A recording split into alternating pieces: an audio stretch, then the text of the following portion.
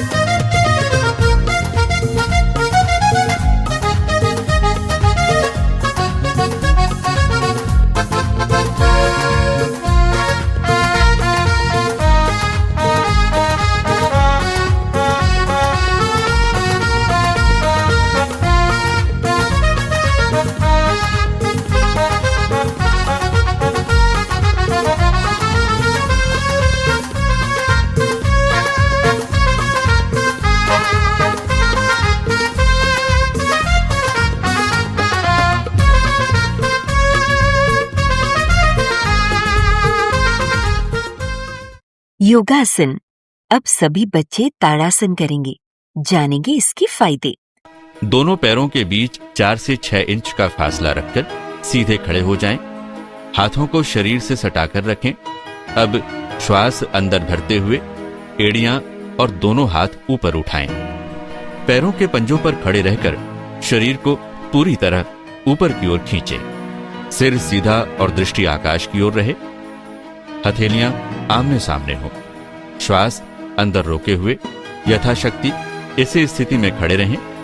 1 से 2 मिनट ताड़ासन की स्थिति में रह सकते हैं। समय अवधि धीरे धीरे बढ़ा भी सकते हैं।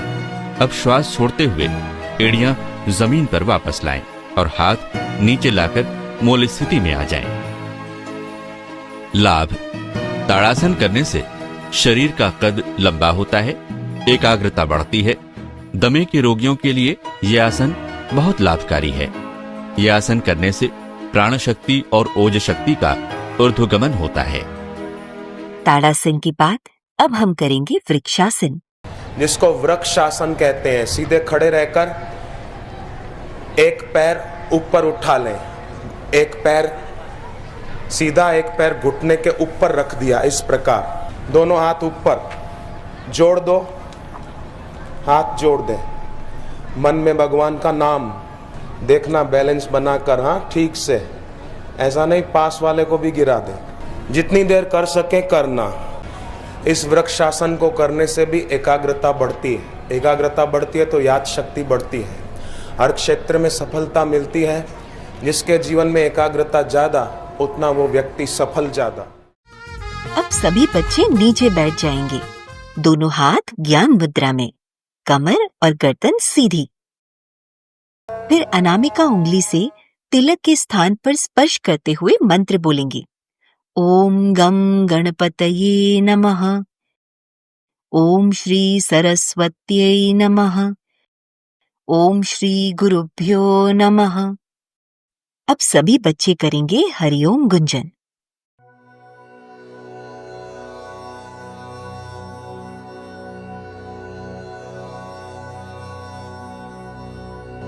हरि ओम।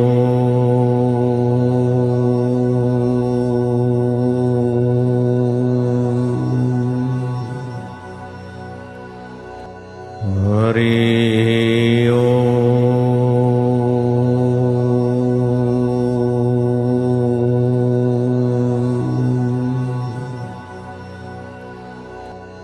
हरि ओम।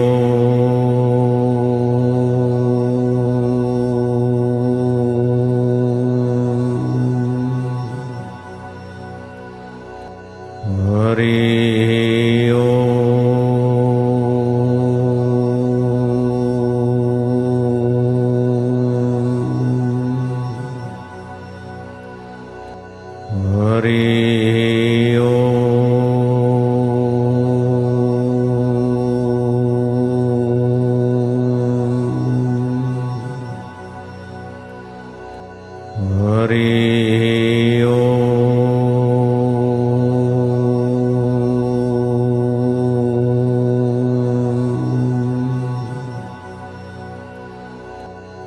हरि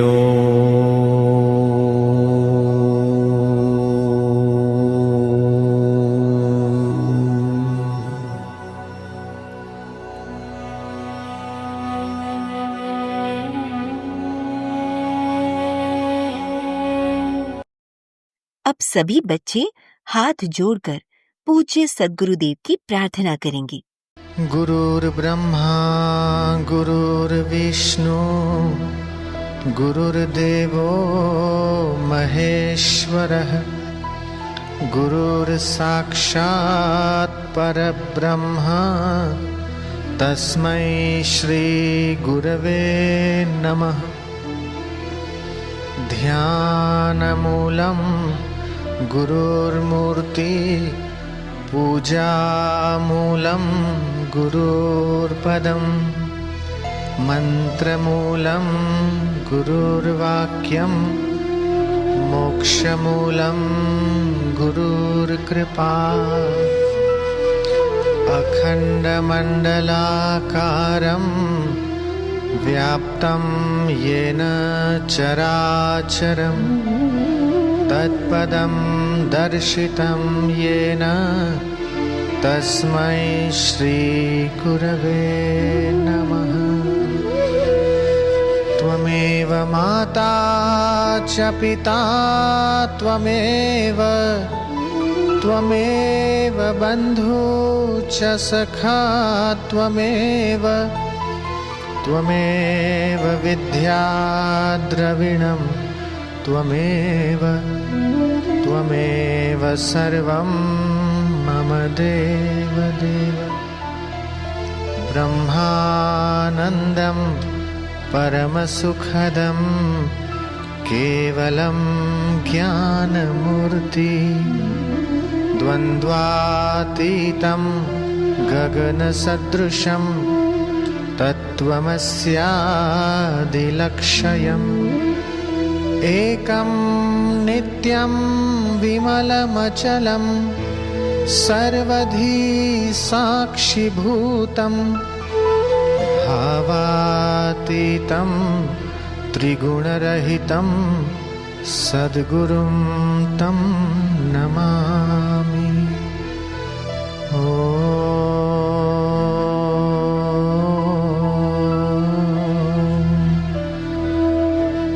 श्री गुरवे नमः।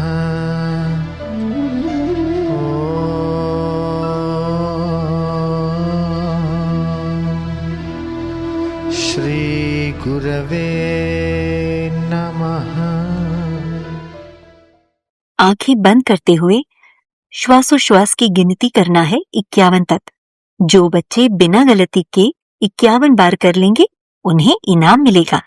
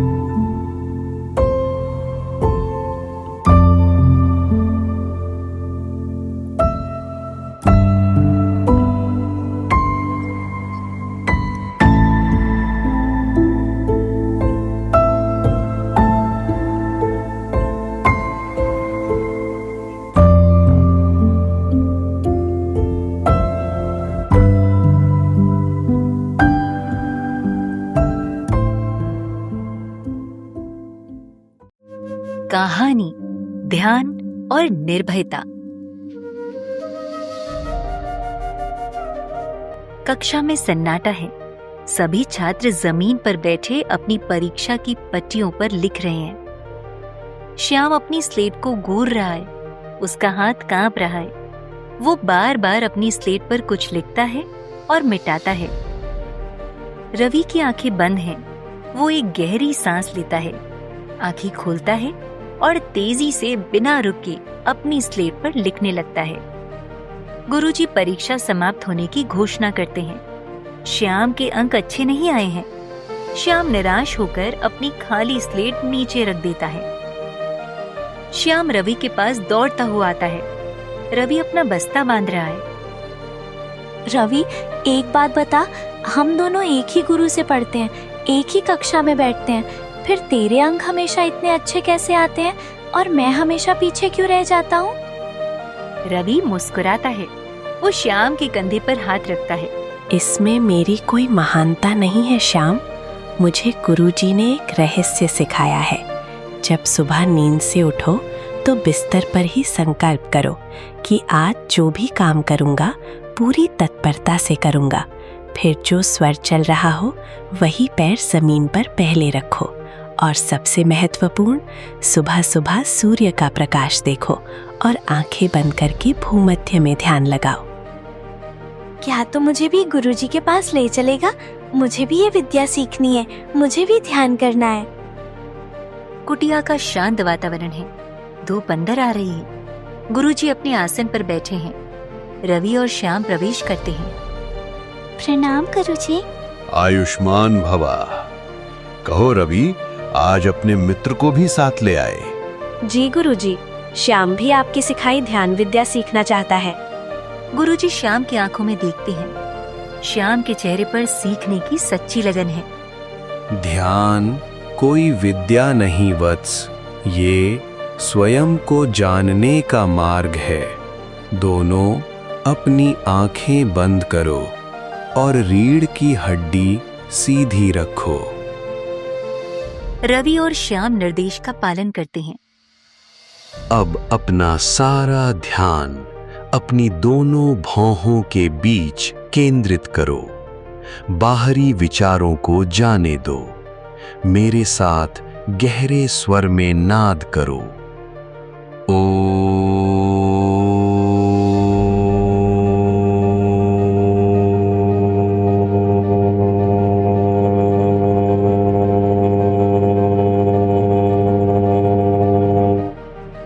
रवि और श्याम भी गुरुजी के साथ ओम का उच्चारण करते हैं। श्याम के चेहरे की घबराहट अब धीरे धीरे एक असीम शांति में बदल रही है।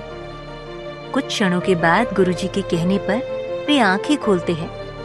श्याम की आंखों में एक नई चमक और ठहराव है। गुरुजी, मैं प्रण लेता हूँ कि आज से रोज ध्यान करूँगा। प्रणाम गुरुजी। कल्याण हो वत्स। गुरुजी से ध्यान सीखने के बाद श्याम रोज नियम से ध्यान करने लगा।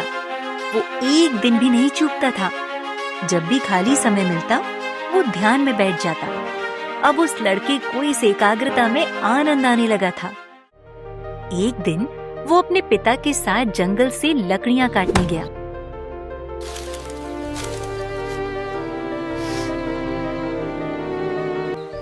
वहां पर शाम हो गई। उन्होंने बैलों को चारा चरने के लिए खोल दिया।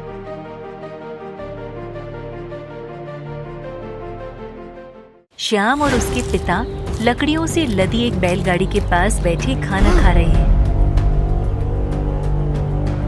पिता उठते हैं और दूर तक देखते हैं। उनके चेहरे पर चिंता की लकीरें उभर आती हैं। बेटा श्याम, मैंने बैलों को चारा चरने के लिए खुला छोड़ दिया था, पर अब वे कहीं दिखाई नहीं दे रहे हैं। अंधेरा होने वाला है। आप चिंता मत कीजिए पिताजी। तो यहीं बैलगाड़ी के पास रुक और इस सामान का ध्यान रख। मैं बैलों को ढूंढ कर लाता हूँ। पिताजी अपनी लाठी उठाते हैं और बैलों को ढूंढने निकल जाते हैं।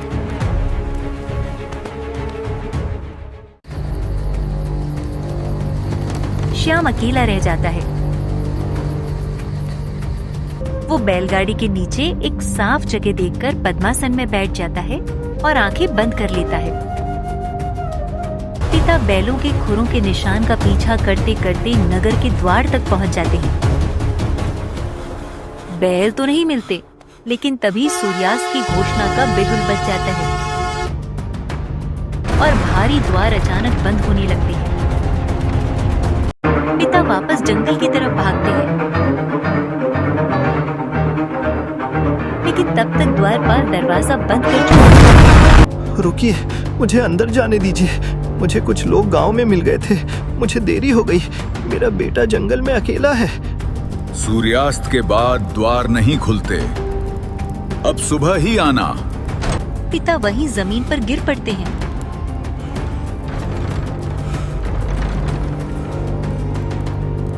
हाय, मेरा बेटा जंगल में अकेला है। फिर आगे क्या हुआ?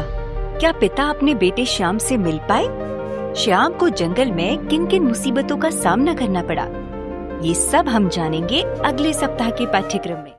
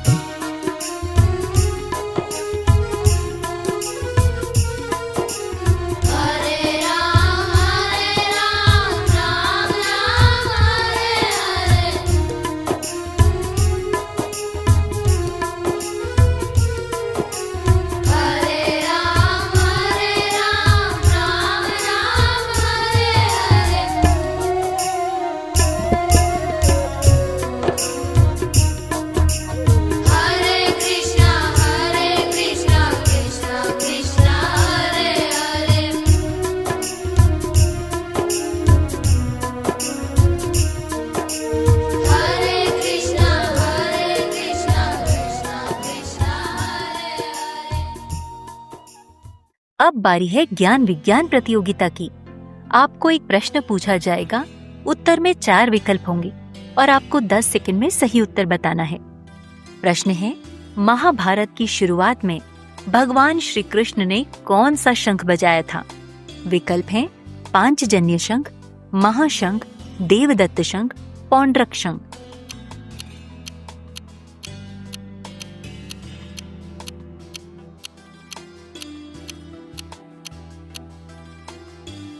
प्रश्न का सही उत्तर आपको सत्र के अंत में बताया जाएगा। यार, तुमने छुट्टियां कैसे मनाई? पहला दिन मोटरसाइकिल चलाना सीखकर और बाकी के दिन फ्रैक्चर हो गया था तो अस्पताल में लेटकर।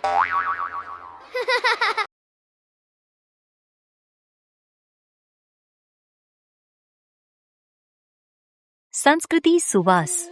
साधारण जगह पर जप की अपेक्षा तुलसी की क्यारी के नजदीक एक जप 10 जप के बराबर होता है। देवालय अथवा आश्रम में एक जप 100 गुना ज्यादा फल देता है। ब्रह्मवेता गुरु के आगे किया एक जप हजारों गुना फल देता है। सोमवती अमावस्या और ऐसी मंगलमय तिथियों के दिनों में जप का फल 10,000 गुना होता है। सूर्य ग्रहण, चंद्र ग्रहण में लाख गुना हो जाता है। दुष्कर्मों का त्याग करके किए गए जप का फल अनंत गुना हो जाता है। इस प्रकार गुना गुना के प्रभाव से जप की संख्या शीघ्र ही करोड़ों तक पहुंचाती है। स्वप्न में गुरु अथवा संत के दर्शन होने लगे तो समझो 1 करोड़ जप का फल फलित हो गया। 2 करोड़ जप हुआ तो धन की प्राप्ति होगी, कुटुंब का वियोग नहीं होगा। 3 करोड़ जप पूरा होने पर असाध्य कार्य साध्य हो जाता है। 4 करोड़ जप हो जाता है तो शरीर और मन के आघात नहीं के बराबर हो जाएंगे। मानसिक उपद्रव की घटनाओं में मन निर्लेप रहेगा। 5 करोड़ जप पूरा होने पर 5वां स्थान पुत्र स्थान शुद्ध हो जाएगा। अपुत्रवान को आप पुत्र देने की युक्ति सिद्ध कर लेंगे। 6 करोड़ जप पूरा होने पर कोई आपसे शत्रुता नहीं रख सकेगा। किसी ने शत्रुता की तो प्रकृति उसको दंडित करेगी। 7 करोड़ जप पूरा होने पर जन्म कुंडली का 7वां स्थान स्त्री स्थान शुद्ध हो जाता है। दाम्पत्य सुख अनुकूल होगा। आपके सभी रिश्तेदार, पत्नी, बच्चे, ससुराल पक्ष के लोग आपसे प्रसन्न रहने लगेंगे। 8 करोड़ जप हो गया तो 8वां स्थान मृत्यु स्थान शुद्ध हो जाएगा। फिर आपकी चाहे गाड़ियों, मोटरों अथवा जहाज या हेलीकॉप्टर से भयंकर दुर्घटना ही क्यों न हो, लेकिन आपकी अकाल मृत्यु नहीं हो सकती है। घटना है को धरा किनारी, दुनिया में चर्चित हुई भारी। 9 करोड़ जप हो जाए तो मंत्र के देवता जप करते ही आपके सामने प्रकट हो जाएंगे, वार्तालाप करेंगे। समर्थ रामदास के आगे सीताराम प्रकट हो जाते थे, तुकाराम जी के आगे विट्ठल प्रकट हो जाते थे। अगर 10 करोड़ जप हो जाएं तो दुष्कर्मों का नाश होगा और आपके सभी कर्म सत्कर्म हो जाएंगे। श्री कृष्ण का युद्ध भी सत्कर्म हो जाता है।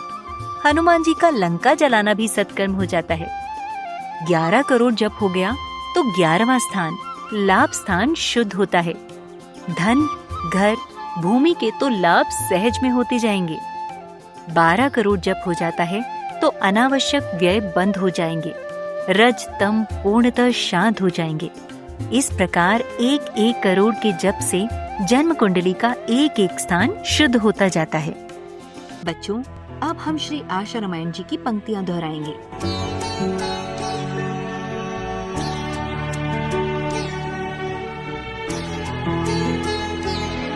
एक दृष्टि देखे सभी चले शांत गंभीर, सशस्त्रों की भीड़ को सहज गए वे चीर। माता आई धर्म की सेवी, साथ में पत्नी लक्ष्मी देवी, दोनों फूट फूट के रोई, रुदन देख करुणा भी रोई। संत लाल जी हृदय पसीजा, हर दर्शक आंसू में भीजा। कहा सभी ने आप जाइयो, आंसू मल बोले के भाइयों। 40 दिवस हुआ ना पूरा, अनुष्ठान है मेरा अधूरा।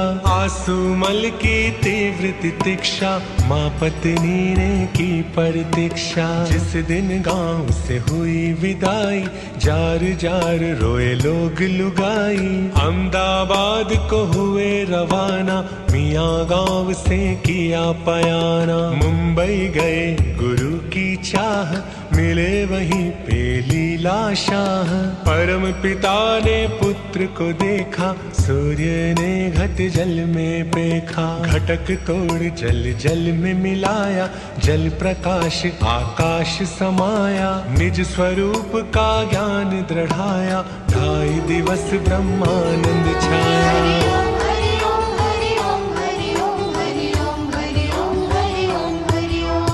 आसोज सुद 2 दिवस, संबत 20-21। मध्याह्न 2:30 बजे मिला ईश से ईश। देह सभी मिथ्या हुई, जगत हुआ निसार। हुआ आत्मा से तभी अपना साक्षात्कार। परम स्वतंत्र पुरुष दर्शाया, जीव गया और शिव को पाया। जान लिया हूँ शांत निरंजन, लागू मुझे न कोई बंधन। यह जगत सारा है नश्वर, मैं ही शाश्वत एक अनश्वर। नयन है 2 पर दृष्टि एक है, लघु गुरु में वही एक है। सर्वत्र एक किसे बतलाएं, सर्वव्याप्त कहाँ आए जाएं। अनंत शक्ति वाला अविनाशी, रिद्धि सिद्धि उसकी दासी। यदि वह संकल्प चलाए, मुर्दा भी जीवित हो जाए। अब हम पूज्य बापूजी के श्रीमुख से सत्संग में सुनेंगे न्याय कैसे करना चाहिए, एक मजेदार और सीख देने वाली सत्य घटना।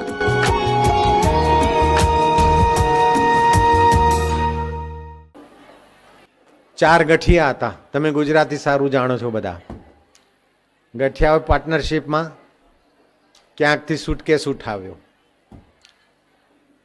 લગભગ લાખ રૂપિયાની વસ્તુ, 1 લાખથી કંઈક ચડિયાતી વસ્તુ હતી. ગઠિયાઓને ચસ્કો લાગ્યો. કોઈ ડોસીને ત્યાં ગયા, माँ जी ये हमारा सूटकेस रखते हैं, जब तक हम चारों मिलकर नहीं आए तब तक किसी को देना नहीं, हम दूसरे काम से जा रहे हैं। और गठिया के ललाट पे लिखा नहीं होता कि मैं गठिया हूँ। माँ जी ने कहा भले भाई। गठिया आगे गए, देखा कि शाम को रात को कहीं काम करना है और भूख लगी और दूध वाला आ रहा है, बर्तन ले ले माँ जी से तो दूध खरीद के पी लेंगे, खाना मिले न मिले जहाँ जा रहे हैं कर्म करने को, समझ गए ना।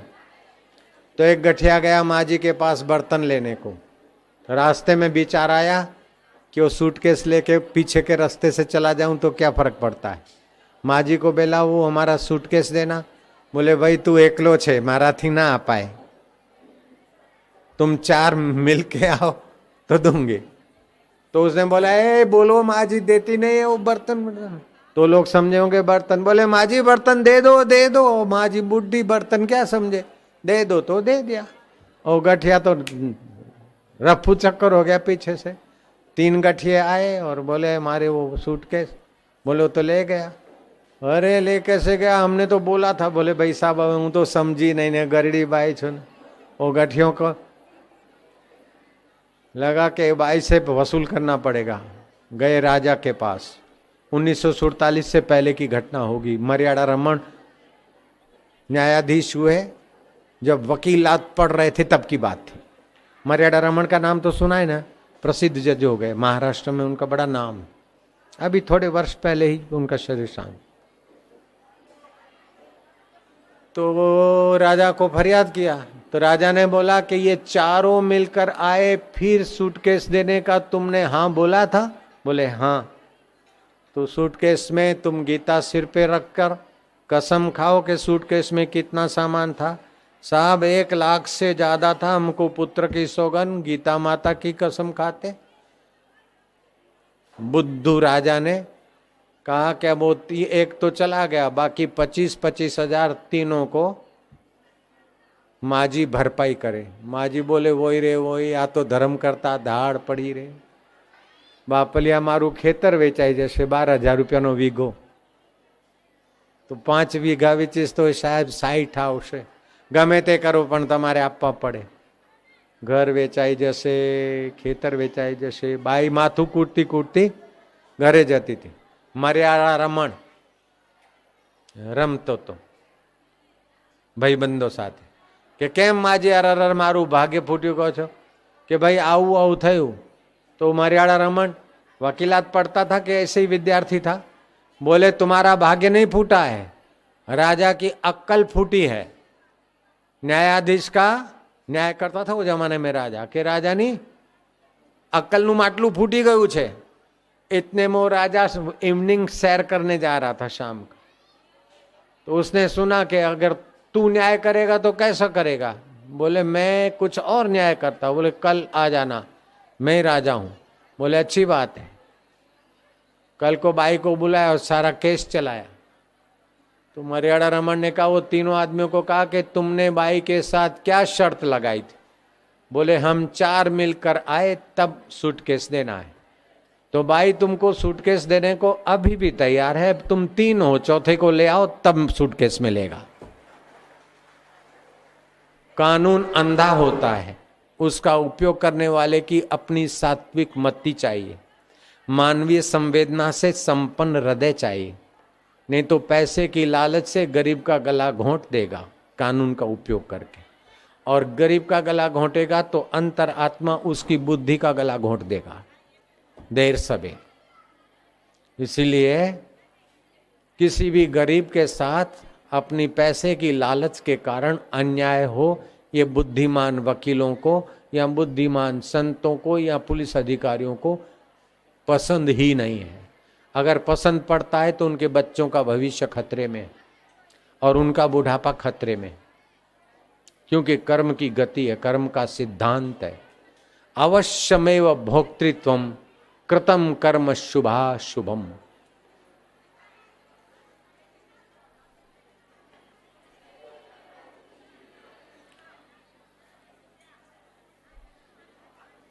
अवश्य प्रारब्ध प्रतिकारो भवेत यदि दुखेन लिप्पेरन नल राम युधिष्ठिरा. भीष्म पितामह को प्रारब्ध ने सरसया पर सुला दिया. युधिष्ठिर को बन की दर दर की ठोकर खिलाई प्रारब्ध ने. कृष्ण जिसके सहायक थे. नल राजा इतना तपस्वी था लेकिन कर्मों की गति. रामकृष्ण इतने महान थे लेकिन कर्मों की तीव्र गति, कैंसर से गुजरना पड़ा. महावीर इतनी ऊंचाई को छुए लेकिन पेचिस की बीमारी रूपी कर्मों को झेलते झेलते अंत में समाप्त हुआ शरीर. इसीलिए कर्म की गति गहन है. कर्म करने में सावधान रहना चाहिए और परिणाम जब भी कर्म फल भोगते तो समता से गुजार लेना चाहिए. नए कर्म करने में सावधान रहना चाहिए. मर्यादा रमन को ये निर्णय देकर राजा खुश हो गए. आगे चल के न्याय की कुर्सी पे मर्यादा रमन बैठे. महाराष्ट्र में मर्यादा आदर का नाम है, उनका नाम रमन जी था. मर्यादा रमन. एक बार फिर चंडाल चौकड़ी के लोगों का खटला उसके पास गया. बंबई में तो एक सज्जन आदमी था और दूसरा हरामी आदमी, दोनों ने पार्टनरशिप कर ली और रुई का स्टॉक करेंगे. गुजरात की रुई सस्ती खरीदेंगे और महाराष्ट्र में मिलें चलती थी. उस समय गुजरात और महाराष्ट्र विभाजित नहीं था. रुई के भाव बढ़े तब बढ़े, लेकिन रुई की गांठड़ी को डैमेज करने वाले चूहे बढ़ गए. तो एक बिल्ली रख ली. बिल्ली की जात कहीं इधर उधर भागी, कूदा कूद करी तो उसके पैर में हो गया फ्रैक्चर. तो जो हरामी पार्टनर था अच्छे को बोला, देख आगे के बिल्ली के 2 पैर तेरे हिस्से हैं, पीछे के मेरे हिस्से. आगे के पैर में फ्रैक्चर हुआ, जो भी बिल्ली का खर्चा होगा वो तुम्हारे नाम पे. चो जे भगवान की मर्जी. अब होते होते क्या हुआ कि बिल्ली तो बिल्ली, वो पट्टा बांधा हुआ था, बाहर कहीं भटकने गई. तो हाथ सेकने के लिए लोग तापना तापते हैं, आग जलाते हैं. तो उसका लंबा जो पट्टी थी उसको आग छू गई. तो बिल्ली भड़की, घबराई और गोदाम में अपने निवास में पहुंची तो रुई थी और महाराज पूरा गोदाम भभुक भभुक भाग। अब उस हरामी ने कहा कि तेरी बिल्ली ने गोदाम को आग लगाई, इसीलिए मेरा हिस्सा जल गया, तू दे। ये खटला रमन मर्यादा रमन के पास गया। मर्यादा रमन ने चेंबर में बुलाया, देखा कि कौन चालू है और कौन भगवान का आदमी है, तो बातचीत किया। फिर कोर्ट ली। बोले बिल्ली के 2 पैर एक पार्टनर के, 2 पैर दूसरे पार्टनर के। तो जिसने फरियाद की थी बोले बिल्ली के आगे के पैर किसके हिस्से थे? बोले साहब इसी के हिस्से के थे और इसी के खाते खर्चा लिखा है। बोले ठीक। तो बिल्ली के पैर में पट्टा तो इसके खर्चे से लगा, लेकिन पट्टे को जब आग लगी तो इसका पैर भागने में सहायक नहीं था, तुम्हारे पीछे के पैरों ने सपोर्ट किया, तभी गोदाम में आग लगी, इसलिए तुम इसको भरपाई कर दो। जयराम जी बोलना पड़ेगा। नारायण हरि नारायण हरि। तैयार हो जाइए प्रश्नोत्तरी के लिए। कक्षा में परीक्षा के समय श्याम क्यों घबरा रहा था और बार बार अपनी स्लेट पर क्या कह रहा था? श्याम का दोस्त रवि हमेशा अच्छे नंबर कैसे लाता था? उसने श्याम को क्या करने के लिए कहा?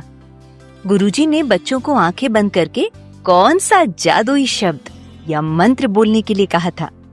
जब जंगल में शाम हो गई और पिताजी बैलों को ढूंढने गए, तब श्याम अकेले डरने की बजाय बैलगाड़ी के नीचे बैठकर क्या कर रहा था? नियम को दृढ़ता पूर्वक पालन करने से क्या लाभ होता है? पूछे बापूजी आज भी किन नियमों का सदैव पालन करते हैं? कब जप करने से लाख गुना फल होता है? हमें कैसे पता चले कि हमारा 1 करोड़ जप पूरा हो गया है? आज के सत्संग से आपको क्या सीख मिलती है? ज्ञान विज्ञान प्रतियोगिता प्रश्न का सही उत्तर है पांचजन्य शंख। सभी बच्चे अपने अपने स्थान पर आरती करेंगे। शुभं करोति कल्याणं आरोग्यं सुख संपदा शत्रुबुद्धि विनाशाय दीपज्योति नमोस्तुते। दीपज्योति परब्रह्म दीपज्योति जनार्दन दीपो हरतु मे पापं संध्या दीपो नमोस्तुते। जगमग जगमग ज्योत जले मेरे बापू के दरबार में। जगमग जगमग ज्योत जले मेरे साईं के दरबार में। जगमग जगमग ज्योत जले मेरे बापू के दरबार में। जगमग जगमग ज्योत जले मेरे बापू के दरबार में।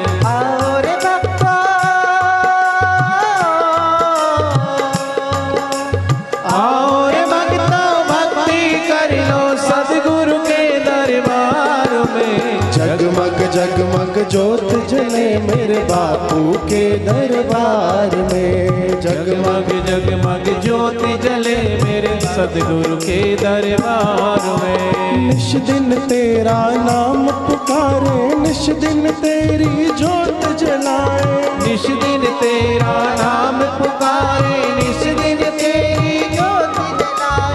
और भक्ता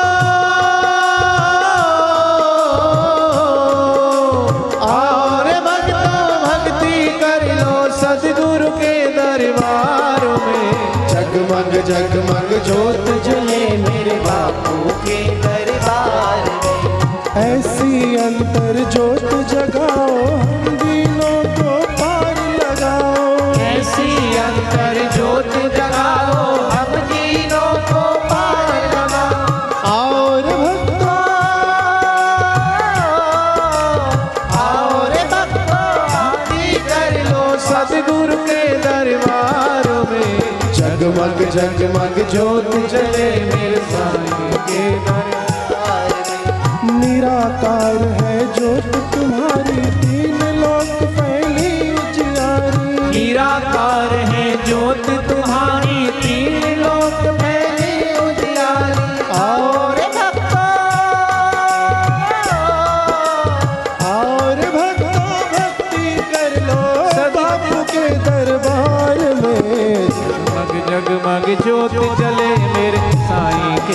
दरबार में।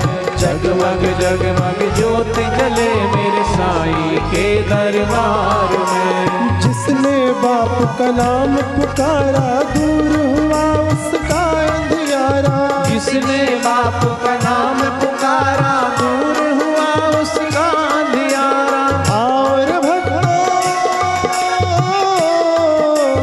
और भक्तों भक्ति कर लो बापू के दरबार में।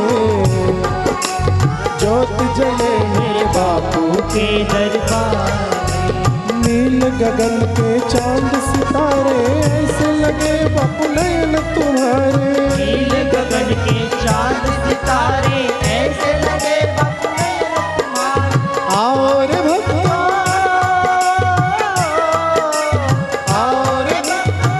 आरती कर लो बापू के दरबार में। जगमग जगमग ज्योत जले मेरे बापू के दरबार में।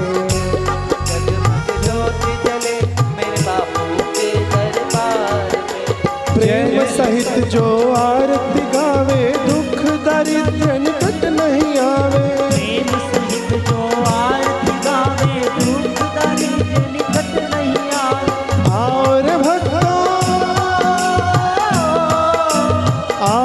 भक्तों भक्ति कर लो बापू के दरबार में। जगमग जगमग ज्योत जले मेरे बापू के दरबार में।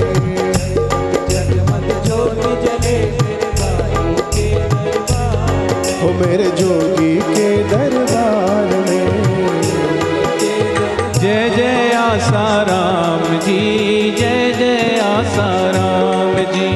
जय जय आसाराम जी, जय जय आसाराम जी। करूँ मैं तेरी आरती, जय जय आसाराम जी। स्वामी मोहे ना विसारियो चाहे लाख लोग मिल जाए। हम सम तुमको बहुत है तुम सम हमको ना। दीन दयाल को बेनती सुनह गरीब नवाज। जो हम पूत का पूत है तो है पिता तेरी लाज। हरि हरि ओम।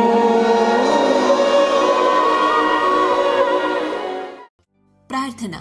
ओम असतो मा सद्गमय तमसो मा ज्योतिर्गमय मृत्योर्मा अमृतं गमय।